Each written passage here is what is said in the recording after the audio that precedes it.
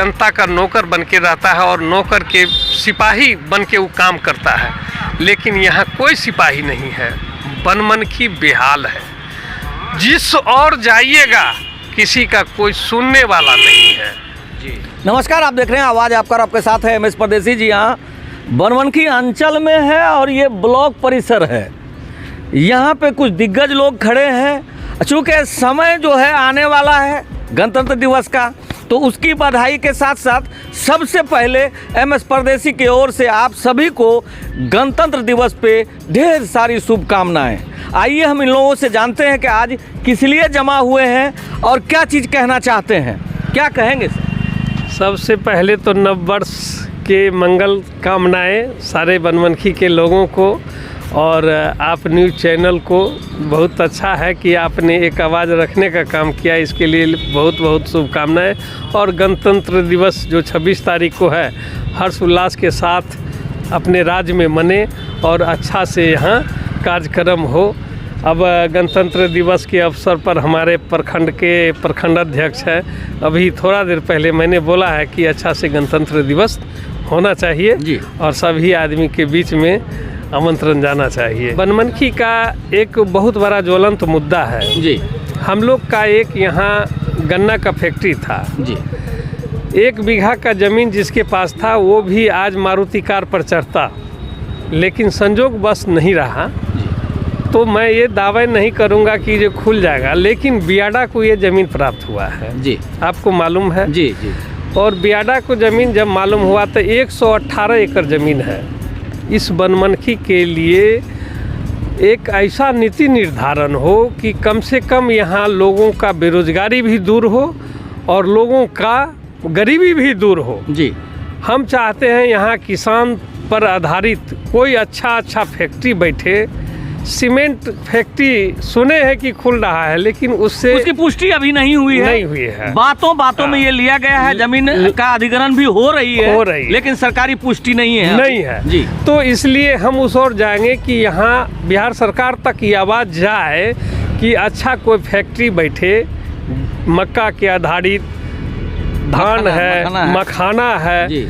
जो बनमनखी को इतना पर्याप्त ज़मीन शायद नसीब कहीं नहीं होगा जी। और यहाँ मिली मिलाई है, तो अडानी और अंबानी को जो धंधा करने के लिए मिलेगा, इससे अच्छा मिलेगा नहीं सर? मिल गया है नहीं सर। हाँ, मैं उसी पर जा रहा हूँ।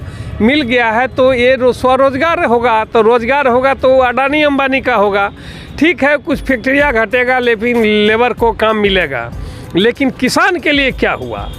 इसलिए किसान के मुद्दे के लिए यहाँ पर कोई किसान पर आधारित ऐसा मिल खुले, जूट मिल है और मक्का से आधारित एक से इथेनॉल फैक्ट्री है। अगर इतना पर्याप्त ज़मीन है, अगर ये सब खुल जाता है तो बनमनखी के लोग खुशहाल हो जाएंगे। यानी आप सीधा लोकसभा सदस्य को बोल रहे हैं या बिहार सरकार को बोल रहे हैं? जी, हम सबको बोल रहे हैं जी कि इस पर अभी समय है, समय रहते हुए इस पर लगाम लगे। ठीक है, सरकार का निर्धारित कार्यक्रम है तो उसको भी दे जी। सीमेंट फैक्ट्री है, लेकिन 118 बीघा यहाँ इथेनॉल फैक्ट्री या जूट मिल खुल जाए और बहुत सारा चीज़ है। किसानों के हित में कुछ होनी चाहिए जिससे किसान का आय बढ़े। हमारा मांग ये है और इस मांग को आप वहाँ तक पहुँचाइए, आप लोग सब पत्रकार। इसके लिए मेरे तरफ से बहुत बहुत शुभकामनाएं। क्या परिचय हुआ? मेरा नाम विजेंद्र यादव, हम कांग्रेस में प्रदेश संयोजक हैं, पूर्व में प्रखंड अध्यक्ष भी रहे हैं कांग्रेस कमेटी के, पूर्व पंचायत समिति भी रहे हैं, जिला अध्यक्ष भी रहे हैं किसान कांग्रेस में। इतना से बिलोंग होते हुए इसलिए सरजमीनी का बात आपको मैंने बताया जी। बहुत बहुत धन्यवाद आपको। बहती है गंगा बहने दो, बहती है गंगा बहने दो, छत पे मात्र एक तिरंगा रहने दो। आने वाले दिनों में याद रखिएगा। आप क्या कह रहे हैं? देखिए पत्रकार महोदय जी, हम यही कहना चाहते हैं, ये 2025 का गणतंत्र दिवस है।